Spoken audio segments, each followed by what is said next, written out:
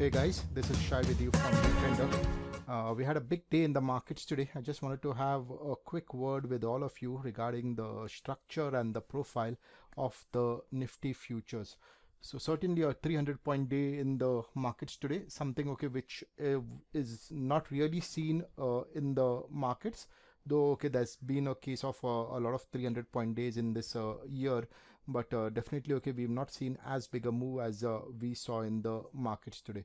So here's a profile chart of the Nifty futures, and I'm on mplight.vtrender.com, where you can see a chart of the Nifty futures updated live during the session. So just log into this. I'm already registered. Need to do a one-time registration, and you would get these charts for yourself. So coming into this day, we had this session yesterday, and we had this profile shaping up yesterday, and I did mention out on Twitter. If you're not following me on Twitter, then most of what I'm gonna speak to you would not make a lot of sense to you. So I'll put in the description column below my Twitter handle also, because I want to do a continuous update about my views both on Twitter as well as YouTube for now. So coming back into the day, we knew that there were these buyers who were holding their positions from about 11,850, 11,830, which we saw yesterday, and they had put in a big move into the close right up to about 12,003, which we saw in the M period of the day yesterday. The L and the M period were the bigger moves of the day, and the profile of yesterday was a neutral extreme. Okay, now coming into the day, we were positively biased because of the bullish intent shown at 11,850, but there was a catch to it, in the sense when we trade a neutral extreme profile, most of us in the market profile community, in fact in the VTrender trading room, we know for a fact that neutral extreme days do not really show a lot of follow through.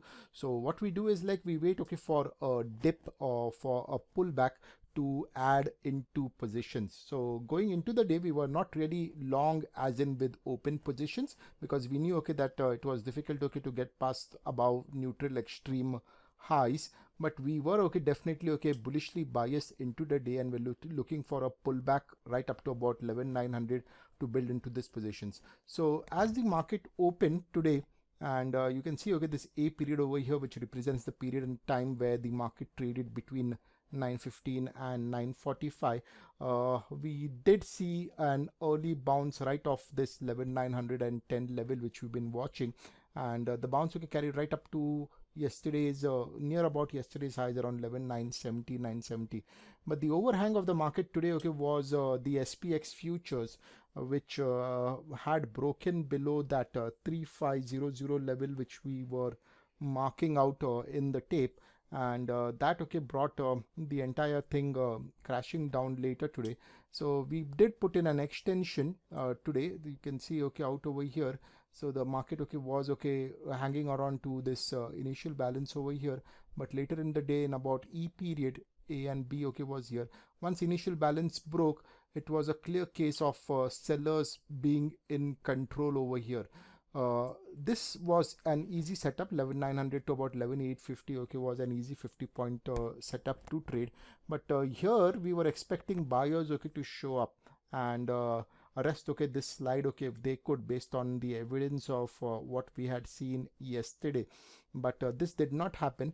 The I and the J periods moved the market lower, and we collapsed because of the buy intent not showing up in the place it was. So it was a failed move over here, and because of which the market collapsed right up to about 11,670 zone.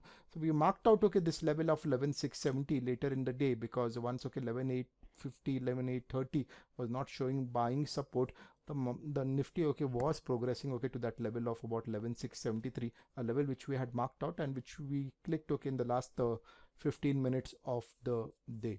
Okay, what really important over here, what I wanted to communicate with you guys is one saying which I have always maintained, and which we share religiously in the VTrender trading room, which is from failed moves come fast moves. Now I want you to remember this, that when we talk about the market in terms of supply and demand, or about support and resistance, as what you guys would call it. I try to look at it in terms of areas of demand and areas of supply.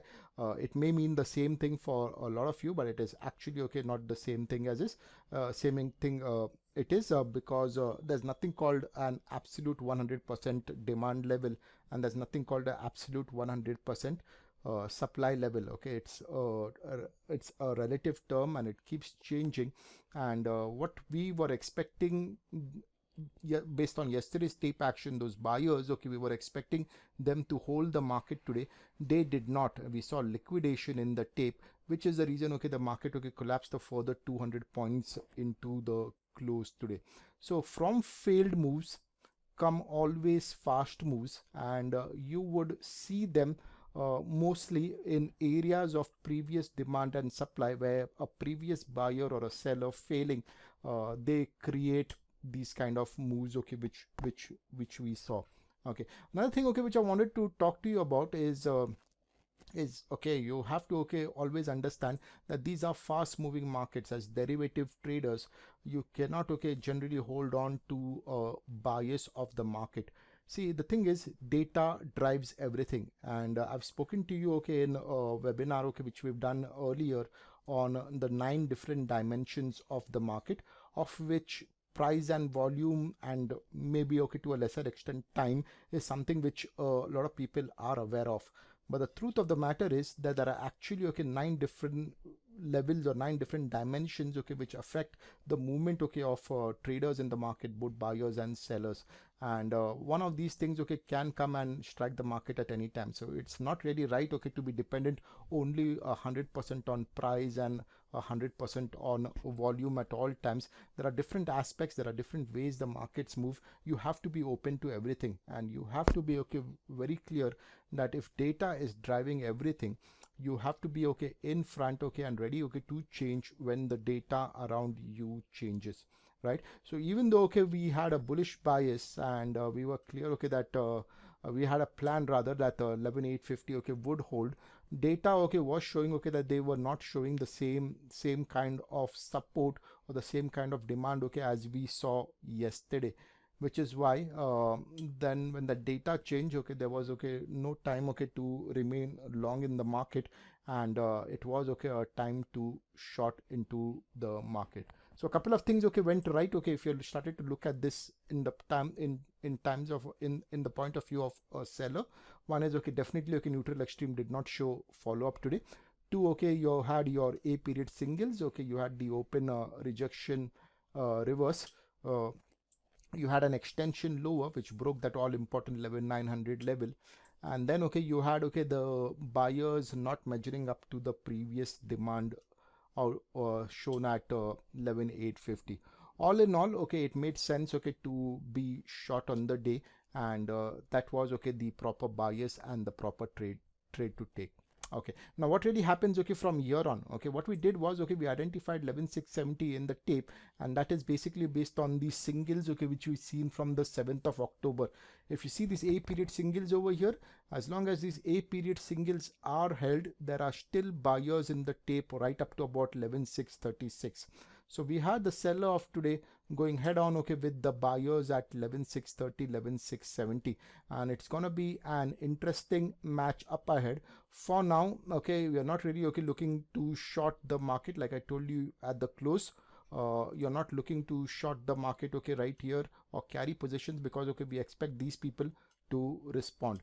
The game is going to be set back around 11,850 if we do make it to that level, where there is a neutral zone now, because the previous demand is gone. So we'll have to wait and see whether 11,850, okay, brings in more supply to the market in the coming days, right? So we'll respond, okay, to it when the time arises. For now, okay, I just want to point out, okay, certain levels to you. One is definitely, okay, there is some absence of demand, or rather some supply, okay, coming up at these levels around 12,000 12,020, which is confirmed, okay, by the tape and the movement, okay, of today. We are bang, okay, against the buyers of the 7th of October, okay, and they are expected, okay, to respond at these prices. and we'll be waiting, okay, to see, okay, what the market does, okay, once it creeps back to about 11,800, 11,850. That is a zone, okay, to take the next big trade out of the Nifty futures. So from bullish bias, okay, we've basically, okay, gone to a neutral bias. We are not, okay, bearish as of yet. Okay, though, okay, the tape, okay, did show a 300-point sharp fall, which is a sign of the demand, okay, coming out of the tape and some supply coming in. But we'll wait, okay, to strike, okay, at the right level as and when the market gives us the opportunity. Right, so that's about for me. I just wanted to communicate, okay, what the entire view was all about. Hope you liked it, and with that, okay, let's head back into the session tomorrow, and if there's something major developing, I'll come back to you again on it. Thank you for listening in. Take care, and see you guys, okay, in the room tomorrow.